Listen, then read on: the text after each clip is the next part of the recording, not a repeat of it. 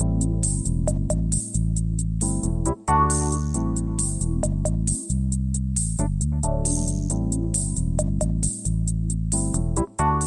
listening to the After the Show Movie Podcast from ascully.com, your weekly look at movies, video games, and more, brought to you by your hosts, A. Scully and Sid Talk.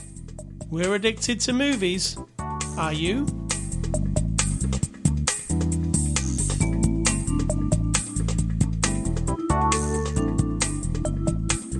Welcome to After the Show, Sid Talk. Hello, how are you? How are you? How are you? Nice. You came out of the gate with high volume. High volume coming out of your head. Fast and mighty.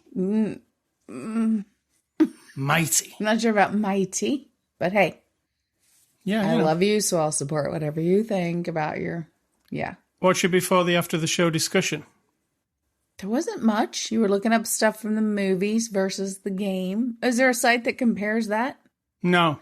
Right, so this movie, of course, is based on a video game we're going to be talking about, and there is a site where you can compare movies that are based on real-life things. What's it called? History versus Hollywood. Right, so there's no video game versus Hollywood? No, but we should make that.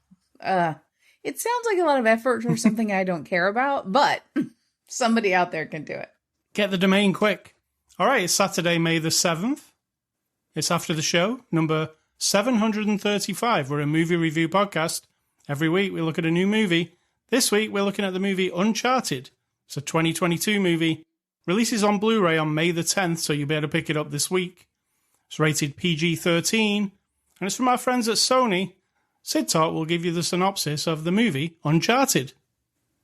A guy who jumps around a lot gets caught up in a thing to find some gold from the old explorer Magellan with a dude and a lady. That's a very good... I'll give you the real synopsis. Okay. Street smart Nathan Drake is recruited by seasoned treasure hunter Victor Sully Sullivan to recover a fortune amassed by Ferdinand Magellan and lost 500 years ago by the House of Moncada. Like I said, a dude jumps around, does the thing. You forgot the lady part, though. We didn't include her. Well, I'm only going what the official synopsis says. Mine are always so much better. All right, so Uncharted, based on the PlayStation games of the same name. Sid Talk, what did you think? Okay, here's the deal. I enjoyed it. This is the deal? This is the deal. I enjoyed it. It was fun. And yet, there's a yet, and there's a but. It's just so up your ass and everyone else who's in love with these games that a person, and like I just told you, this was part of before the after the show discussion. Sorry, I missed this part when I said, I've never once watched you play more than 5 minutes of any of these games. It's just never interested me. I never have. So I know nothing. I'm coming in as a movie viewer. And for me, it's fine. It's fun. I enjoy it. It's quick, all that stuff. It's just that I know I am missing a lot. Like, I am not catching references. I am not filling in 5 games, essentially. And that's how many hours of your life? Oh, it has to be hundreds. Hundreds of hours of your life, and all the other people who are very aware of it, who have written it, played it, talked about it ad nauseum, I'm sure, on the internet, etc., watch videos of it. I'm not that person. So it's like very empty calories. There's no, I understand what the shell of it is, this dude and their, whatever. His origin story is this, basically. His brother and him were into history. Parents are dead, right? So here's like the rough story. Their parents are dead. The brother takes off from the orphanage when they're teenagers-ish, I'm guessing. But they establish very quickly that these 2 young boys, men, know a lot about history and about Magellan's gold. And so we're supposed to now go, okay, he knows a lot about the world and world history. Got it. Tick that box. And then we fast forward to his life now. He's like this Tom Cruise-y kind of bartender, if anyone knows what I'm talking about. Cocktail. And then a dude shows up who's Marky Mark and says, hey, just out of the blue, completely stranger, do you want to go on this journey with me to find Magellan's gold? And he's just like, no, thank you. And you're like, whatever. Hold on. It's out of the blue, but there's also a reason for it. Yeah, but it's out of the blue to him. He has no fucking clue. So this guy shows up. Marky Mark shows up at the restaurant where he's working. like, and he just says, yeah, you want to go on this adventure with me? And Martin, Spider-Man boy is like, no. And we all know he's going to, right? Spider-Man boy. And then I think the guy's like 29 years old. that's fine. And then boom, we're in it. It's just a shell of a story, right? It's very superficial. I get it. Not understanding things. It's not, over my head. Let me ask you, you've seen the newer Tomb Raider movies, not knowing anything about the games either.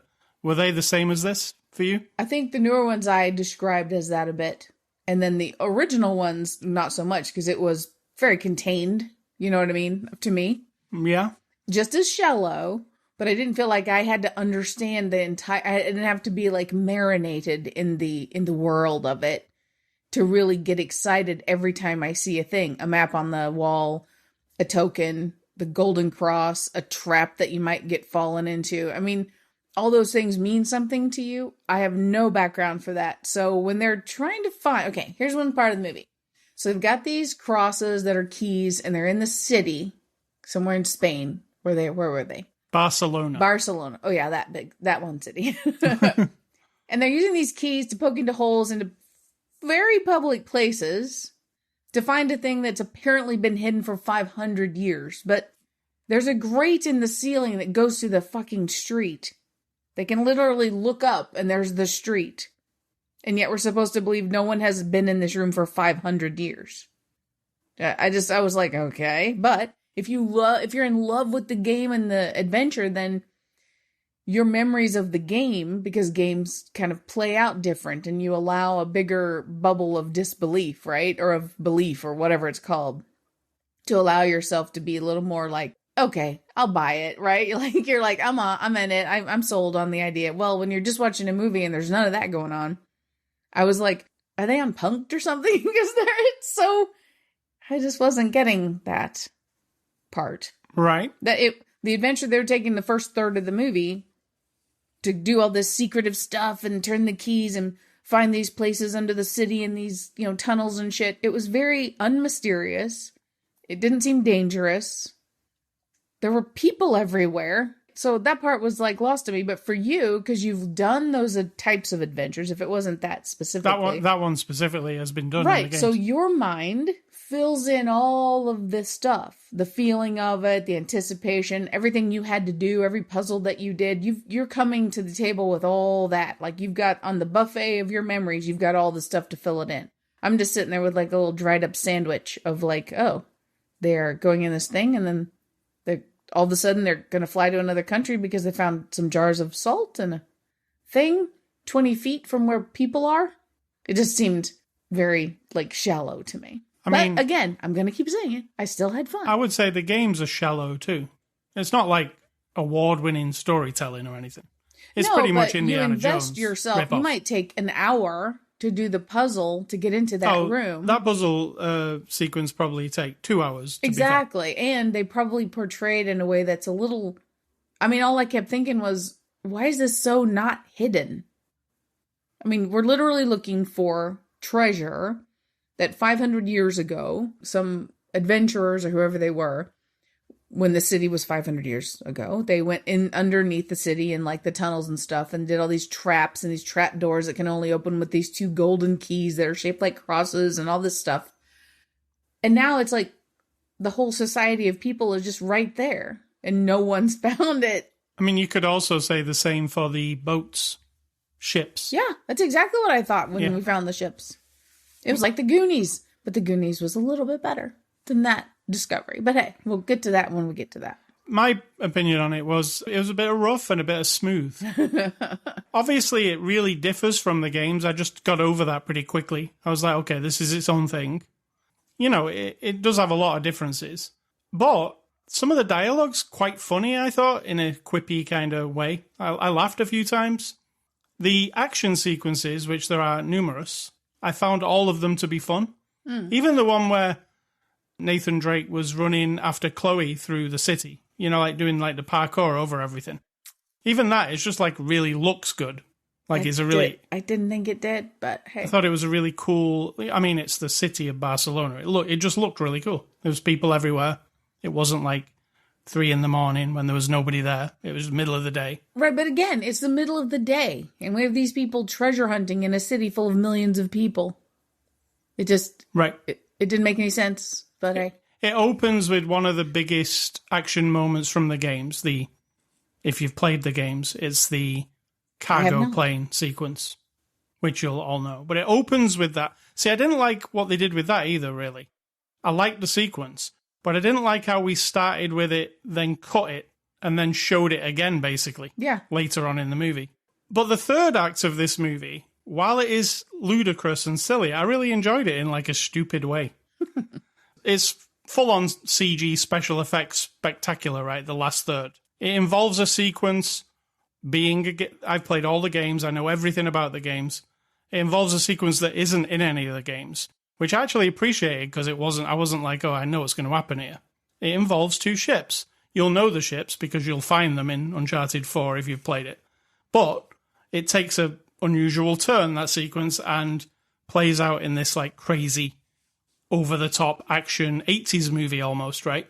Or like Pirates of the Caribbean, when it had the 2 ships going down in the whirl. Yeah, and I really enjoyed it. I thought it was fun. Like there was that looked good. Yeah, looked good. The people didn't always look good. They looked very rubbery and video gamey, but the ships themselves flying. Are we telling them?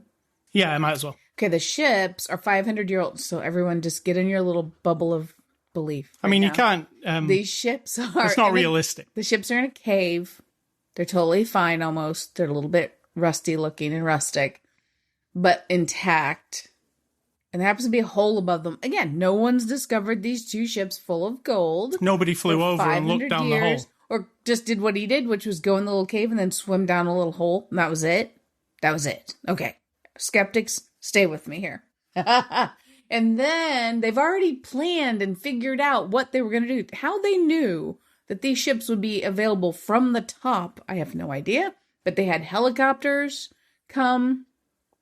I said, are these people archaeologists? Do they know how to safely remove 500-year-old ships? By the time you'd ended that sentence, they'd already removed them. Yeah, they were on top of it. So they net them up, and then they lift them up with these giant helicopters and fly them through the air. Which is cool. So, like, if you've seen the Goonies ship comes out and then sails off into the sunset, which is totally appropriate and totally believable. Of course, I'm winking, But that's a different movie. This is like they're flying, they're being hung and drugged through the air as these 2 helicopters battle it out. Now, it looks great.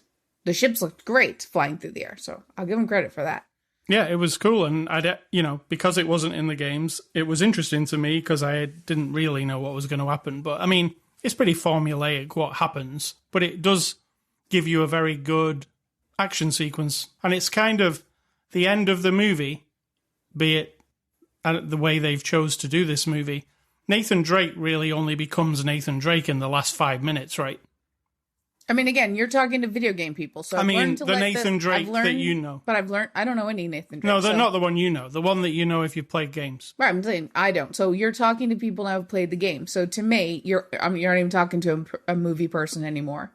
You're comparing and everything. So to me, it didn't mean anything to me that he put his gun holster on, except I've seen pictures of him that when you're playing, or I might have walked by the TV when he was playing, I'm like, oh, didn't he have a gun? In my mind, like he had a gun holster in the movie or in the game, and now it's 5 minutes before the end of the movie, and now he has a gun holster. So, yeah. Otherwise, it didn't mean anything to me. If you are a person has played the games, he becomes Nathan Drake, the one that you know from the games, in the last 5 minutes, and then more so in the after the credits sequence, which is which kind of cheapens it for me a bit, because it's totally like cheapened it. They're just relying on a sequel to actually give you the actual part that you're into. Also relying on the foaming at the mouth, rabid video game fan to be like, oh yeah, there it is, there's the cigar. Yeah. No offense to all of you, and you might have been included in that as well. Some of the things I thought were missing from the movie, I was like, why the hell are these iconic things not in the movie?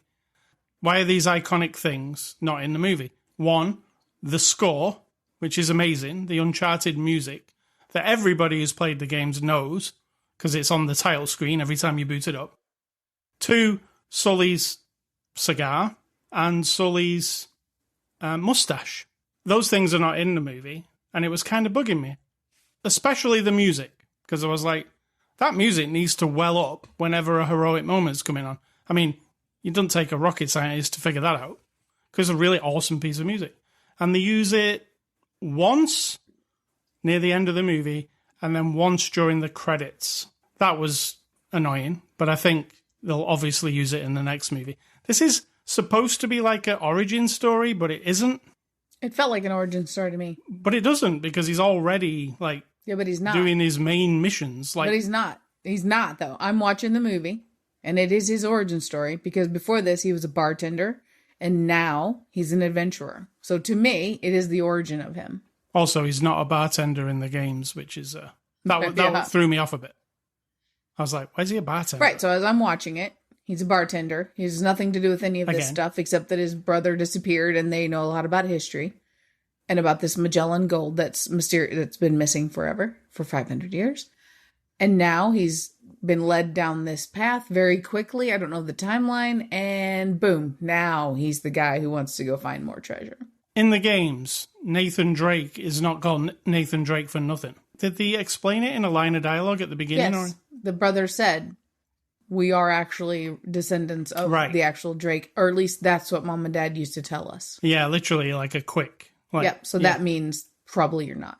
They spend a whole game, if you play the games, with the Drake's Fortune, the game's called, about Francis Drake. But in this, they didn't really go there. They kind of took like the bits from the games that are really super action-packed and kind of crammed them into one story. It's like they got a writer and said, like, go and play those games. And then they came back and went, yeah, I really like this part, this part, this part, this part. That's what we'll make this movie about. I don't think they relied on game players. I think they relied on the people who wrote the games, right? It's Sony who made the movie. Yeah. So the people who wrote the games. I'm just talking, like, these writers are not, I was looking at the list, the writers are not video game people. There's like 4 writers on this movie. It just felt like they went and said, let's make a compilation of the games. 2 of the plots come from the 4th game. There's some of the first game a little bit. You know, it's just a bit of a hodgepodge. I would have preferred they just made the 4th game, which is like the end of Nathan Drake. Well, not for them. They want to make a shitload of money. Yeah, but... you don't matter. I hate to break this to you, but all that matters is they've got, oh, look, we own this thing. We can make a lot of money. And then that's it. And then they do a thing, and then we pay for it, and then they do another thing because we'll pay for it. Some of the casting I don't like. I'm not so fond of him being a bartender. I just find it weird, that part. Yeah, but you're coming into it just with all of your biases. I find it weird that they drop the brother story, like, literally on the opening of the movie and then don't bother with it. Well, they're stringing you along. Yeah, that's what it feels like. Throughout the entire movie, they keep bringing him up, and then we find out that the lady we're meeting is something to do with the brother. This guy knows the brother, blah, blah, blah. It's like a little carrot on a stick. Yeah, and in the games, you don't even meet the brother until the 4th game. So, you know, there's a lot of Sully and Nate without a brother. I did like the special effects. I did like the action sequences. Thought it was kind of funny in parts. Even you laughed a couple of times, I noticed. Because there is a good chemistry between Marky Mark and Tom Holland, I think. I don't know. Marky Mark doesn't make me laugh because he's funny. He makes me laugh because he's a complete smartass, and he's so egotistical. It blows my mind. He carries off scenes with this, like, I don't even have to fucking do anything. I mean, literally, I'm just talking, and I'm looking, and going, because it doesn't matter. That's what I'm laughing at. Like, are you kidding me? He's doing a Sully. It's like there's nothing going on. He's just playing. I know it's acting, which is one thing, but he's play acting, which I'm always like, he gets away with shit, man, that guy. Let's get on to the cast then. Tom Holland plays Nathan Drake. Spider-Man. Spider-Man boy. Spider Drake. Yeah. What did you think of Tom Holland as Nathan Drake? I'm not a huge Tom Holland fan anyway, so he's fine. I'm neutral. I'll say neutral. I mean, he did the stunt work quite good, I thought. There's a lot of, like, crazy jumping and falling. I felt like that was a little, like, super boring, but hey. I felt like it was really him, though. Especially, like, the parkour-y bit. It didn't look like... Didn't make it more interesting. Fake Tom Holland. I like Tom Holland. I think he's charming. And I think he fits an action hero, obviously, because he's Spider-Man, right? I don't think so. That's why I'm neutral, because I don't feel like that. feel like he's a product of a huge corporation who wants to tick all the boxes for their front man. Wow, you're really down on Tom Holland. Not down on Tom Holland at all. He's fine. He does his thing. He's more manufactured than, like, to me. I'm not feeling. I want to feel his thing, and I feel like he's just sort of designed. Mark Wahlberg plays Victor Sullivan. Now this is where casting gets a bit weird. I at first I thought maybe he'll be all right as Sully with his smart assery and stuff. But then I just never thought of Sully, the entire time. I just thought of Mark. But the thing is, I just thought of Mark Wahlberg. But are you supposed to? This is the problem I have with this one piece of art being turned into another. That you are now completely biased. That's why I said I got over it quickly. Right, but you were thinking of it. Instead of it just being what it is, you want it to be something else. Yeah. And you had to force yourself to get on with it, right? I feel like that's kind of gross, isn't it? Like, what do you want, really? You want the game right in front of you? Or, I don't know. That's what I'm saying. You said Tom Selleck is more the time. Would you want Tom Selleck? I would have had Tom Selleck. I would have definitely hired Tom Selleck. Yeah, but then that's just servicing your already biased thing where you can just go play the game again. But that's it's actually just a joke. Right, but I'm saying if you want everyone to be exactly the same, then just play the game again. Sully is quite a bit older in the games. That's the thing. In this, all I see is Marky Mark. I don't even see a character. I just see Marky Mark doing wisecracks. Yeah, Marky Mark being smartass and just getting away with it. But he's fine. Again, so I think that's a neutral comment. I'm not down on the guy. I feel like that's where the casting went a bit odd to me. I was like, I don't know if he works. He doesn't for me, at least. If you'd never played the game, because to me, him being that part didn't matter. It was just him in any part, almost. There are some serious ones that he does really well, but that's not what distracted me. It was just him. Also, Antonio Banderas as Santiago Moncada. I didn't like him as a bad guy. He took it pretty seriously. Maybe a little bit too much, like he was in a different movie. Yes, he was definitely in a different movie. Yes. Like it's Antonio Banderas, Yeah, it's like there was two doors. Like he came to work in the morning and he's like, which one am I in? And they went, that one. And he's like, oh shit, that's not the one I'm supposed to be in, but fuck it, I'll carry on. Sophia Ali plays Chloe Fraser. My favourite character in the whole Uncharted franchise is Chloe. She always was. Again, the casting was a bit awkward for me. I didn't like her. Is it that accent that she was trying to do? The look of Chloe, in a way. I mean, she looks like the video game character, Yeah, but she's got this strange... it was putting me off. It was like, okay, is she from New Zealand, Australia, or is she a Cockney? And interchangeably, like, from scene to scene, and sometimes in one scene, she'd be all three of those things. And that's nothing to do with video game versus movie. That's just, unfortunately, that her performance had that in like a dialect coach, like, taught her something, and she was trying to do that. But I actually looked the actress up. She's an American, right? I thought she was British, and she was trying to do Australian, and then that comes across weird sometimes.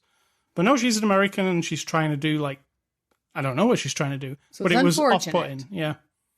Because if you do no accents, it kind of gets irritating if you can tell somebody's messing it up, right? She was also quite serious and a little more hard edge than what our Spider-Man boy and our Marky Mark were being. When you're in scenes with her and she's a little more intense. Maybe she was supposed to be on the Antonio Banderas movie with him. Maybe.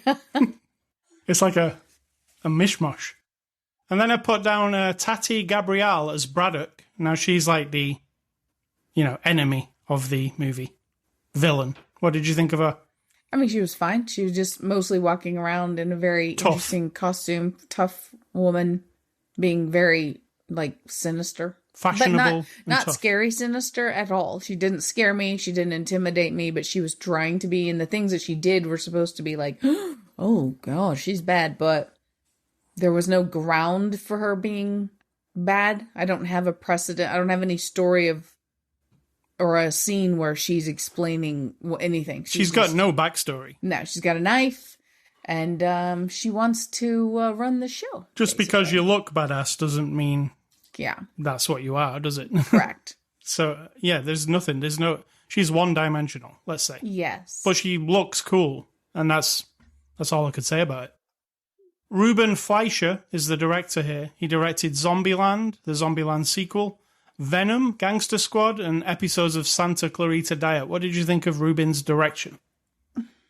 It's a mixed bag, really, because there are times when the action sequences are so, like, to me, and if anyone has ever listened to us before, I'm not a fan of prolonged action sequences or fights or car chases, anything like that. So there were some fight scenes that were like all stunt. It was as if you went to the stunt school, the stunt person school, and they're like, hey, we're putting on a show on a set to show you all the cool stunts. A lot of it didn't serve anything that was going on. It was just like, you know, a big Broadway production, which bored my brain terribly. So I feel like a director, that if that's what appeals to that director, it just kind of taints the whole thing a bit. Right. You know, because that's the objective, are these big action sequences, not so much any other qualities.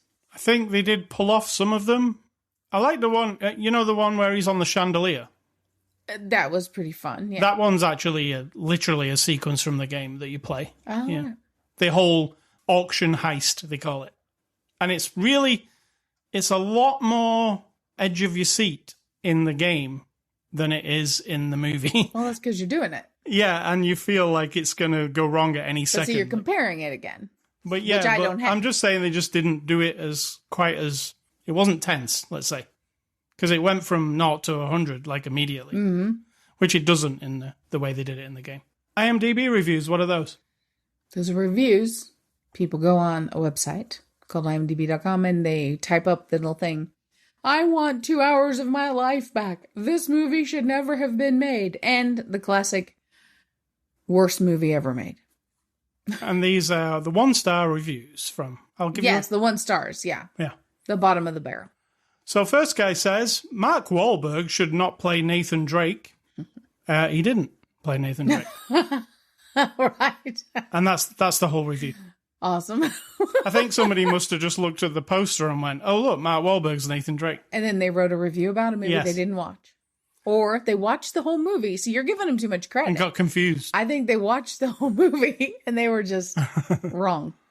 Second guy says, big budget with nothing else. No chemistry, nothing gripping or even interesting. The dialogue is just stupid. It's only for fans of Holland and Wahlberg, but they don't even deliver performances. Well, they do. Well, they don't even deliver performances. They do perform somewhat. No matter how many random characters and dumb action scenes are thrown in, or how cool the lead characters think they are, it's an insulting stinker. A waste of money and time. Waste of time. There we go. It's a classic. We need to frame that. We need to put that on a button. We do. And the final one says, Tom Holland is a kiddish and artificial actor. That's just the title. Here we go. Please remove this Tom Holland. This kid spoils the beauty of a movie. So artificial acting. Even in Spider-Man, he spoiled the iconic character. I advise don't use Netflix cheap characters in the upcoming movie. Make use of a legend and versatile. That was the third guy. Right. That was my favorite review. One of my favorites. And you're reading it just as it was written. Yeah. There was no errors. That was just how it was. I mean, there was errors. Extras we did not watch because we watched the streaming version. Conclusion on Uncharted. I'm going to give it a 6 out of 10. I'm going to give it a 5.2. Nice. It's just barely above. I mean, it's fine. It serves. I'll forget about it. I would probably rather watch you play the game for 100 hours, to be honest. I think you would. It would be much more entertaining. Thank you to Sony. Next week, we're going to look at Mr. Michael Bay's new film, Ambulance. So we're going to. There's going to be still around. There's going to be Bayhem. Remember that one? No. Going to be. Yeah, Michael Bay is still making movies, and this one stars Jake Gyllenhaal. We'll see how it goes. Movie recommendations. I am going with the Tomb Raider movies, which are almost a guilty pleasure. The original ones. If you've rewatched them, they're pretty bad. Mm-hmm. Like bad. But there's something really fun about them. And, Angelina Jolie, I don't know. She wouldn't do that now, would she? I don't know. I don't know the woman.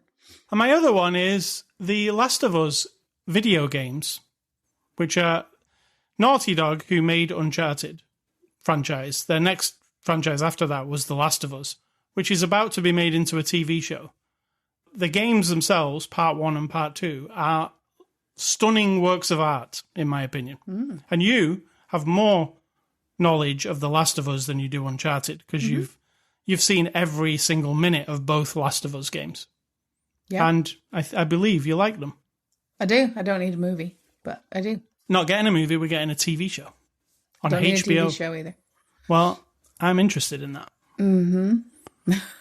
We're so different. And my recommendations are going back to the 1990s, and I don't know what year I'm in. Let me look at my spreadsheet. Oh, I don't know. I've closed the spreadsheet. So you just have to guess. So the movies are Dave.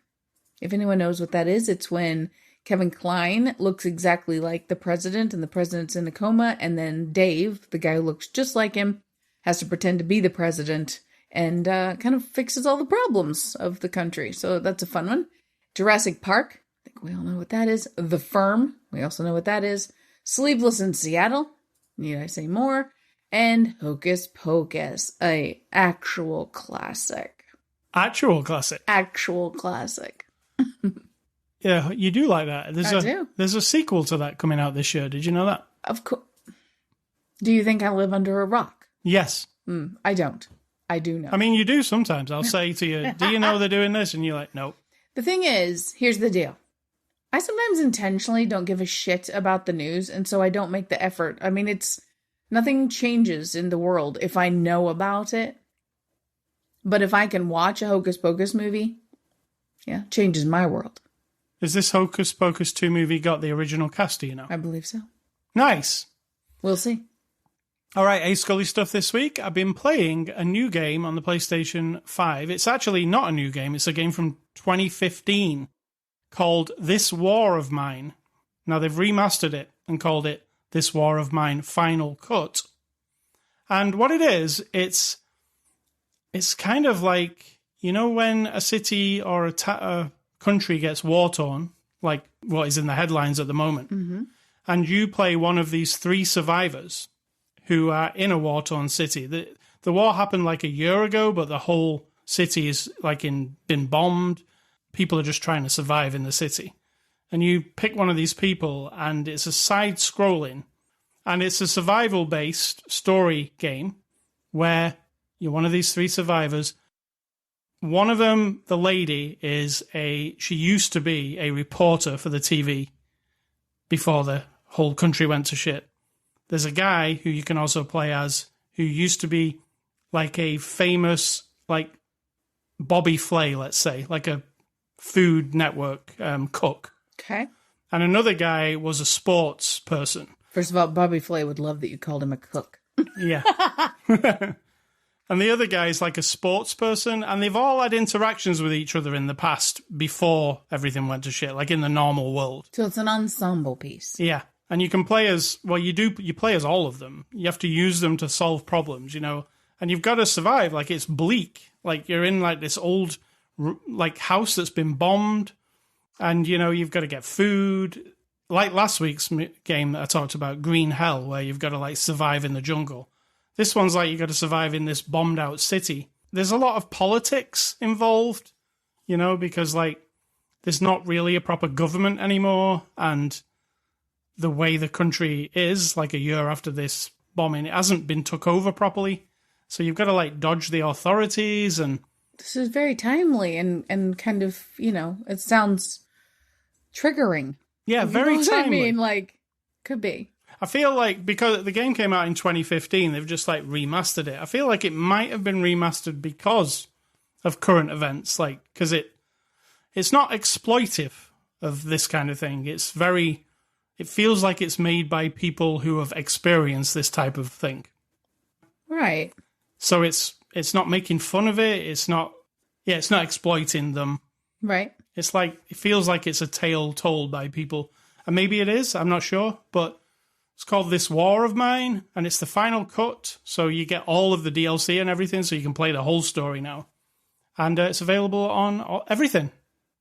And the other game I played this week is called Trek to Yomi, and it's another side-scrolling game. Goodness. In black and white, and it's a samurai story.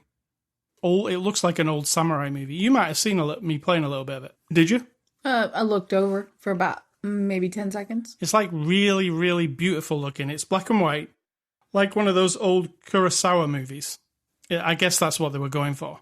It's got film grain all over it, and it's a simple story of, it's like a revenge story. You're a samurai. Something happens to your family. Got to go on revenge. But you go along, as you're going along the way, and it's a side-scrolling hack and slash type game where you do samurai moves. The story is being uncovered, but it just is really gorgeous to look at. There's not too many games that are black and white the entire time with no color at all, you know? And black and white does make things look cool, doesn't it? There's a reason black and white movies still look cool. I mean, not every single one of them. Because when you were putting them together, you had to think of, like, you know, They didn't all, but... The ones that did. Like a Kurosawa movie. Like Seven Samurai, for instance. I guess. I mean, that's one everyone talks about. I'd have to watch it again to confirm, but... I mean... I catch what you're throwing. It's an amazing looking movie. Like a benchmark in cinema. It might be, or it might not be. I don't know. I'd have to see it again. Just like Citizen Kane. But Trek to Yomi is on Game Pass, so you can, if you've got Game Pass, you know what I do with Game Pass? It's hilarious. I don't subscribe to it. So when there's a game that I want to play, like this one, if you don't subscribe to it for a few months, they give you an offer of, like, it's $1 to subscribe for a month. So I subscribe for a month, play all the games I want to play, and then unsubscribe, and then wait till the dollar thing pops back up again. Pretty smart. Don't tell the whole world. They're gonna they'll take away that. Yeah, I'm never paying more than $1 for and you can play hundreds of games for that $1. It's pretty cool. So, what's for dinner, Sid Talk? Tonight we have settled on the McAllister's deli, because I want a baked potato, and you're having a veggie sandwich. And the reason I'm telling you is because we've been vegetarian for, since 2009, and people think we're starving to death and we have nothing to eat. Not true. That's just not true. I'm definitely not wasting away. I am a large, middle-aged woman vegetarian, and I'm fine. I'm surviving just fine on the what people like to call rabbit food. But today I'm going to have a gigantic potato covered with roasted vegetables and some cheese sauce, and you're having that lovely 9-grain bread with tons of veggies on it. I mean, I don't even know why people still complain about vegetarianism. It's the weirdest thing. It's one of the weirdest things of society that I can think of. Weird. It's very weird. And then my advice, is that what you're asking me for? Yes. So, I guess I look around at people and, we all have a little bit of this thing where we let ourselves get run down, or, you don't think of taking care of your own, not just your physical health, but, your mental state and keeping straight in your head and not feeling like shit all the time. I mean, depends on the circumstance. I get it. But taking care of yourself, even if it's literally taking 5 minutes in the bathroom to close the door and tell everyone to fuck off for the day, for 5 minutes while you just clear your mind, to recharge your little battery for a little bit. It doesn't solve the big problems of life. But guess what? Feeling like shit all the time also doesn't solve any problem. Being angry all the time, feeling like shit all the time, letting yourself get run down, being sort of and I'm going to say this and it's going to offend somebody, I know, but it's exactly what I mean. Wallowing in whatever the thing is in the moment. Again, this depends on the circumstance. We're not talking about the most horrible of things here. We're talking about daily life, and people do wallow, right? Things pile up on people, and then they're just almost choose to be miserable because you're there. It's hard to come up out of that sometimes. But that doesn't solve any of the problems that are making you miserable. Just sitting there for 5 minutes going, you know what? I'm just going to watch a funny video. I don't do the funny video thing, but I'll play solitaire for a few minutes. I'll look at the things that do make me escape from whatever in the moment. Just for a little bit. Turn up the music in the car. I'm an 80s kind of a person, of course. Hi, I'm Sid Talk. I'm from the 80s. And just like forget the thing that's driving you crazy or because you're not going to solve it in that moment anyway. Unless you're an ambulance driver and you're supposed to be driving someone to the hospital very quickly. Don't do it then, right? Later, when you're done with your shift, then you decompress. And it doesn't cost anything. It doesn't do any harm to make yourself feel better. Like, it really doesn't. It's not taking away the pain of something else. It isn't just taking away the struggle of something. It's just that right this minute, you have to relieve some of the pressure somehow. I'm not saying go out and self-destruct to make yourself feel better, but I think you know what I'm saying. So taking care of yourself doesn't solve the problems of the world. Neither does feeling like shit. Well said. I thought so. To the point and good. All right. ascully.com is our website. This is where you can catch the podcast. It's also on Instagram, Facebook, Twitter, iTunes, Spotify, Amazon Music, wherever podcasts are available. Anchor.fm/after the show. Email ascully@ascully.com. Don't email Sid Talk. She doesn't want your emails. And finally, stay classy, Sony Pictures, and bring us some more PlayStation games, please. More PlayStation games? Games and movies. Games and movies. Right on. I'm going to say think for yourselves, because if you're not doing it, someone is definitely doing it for you.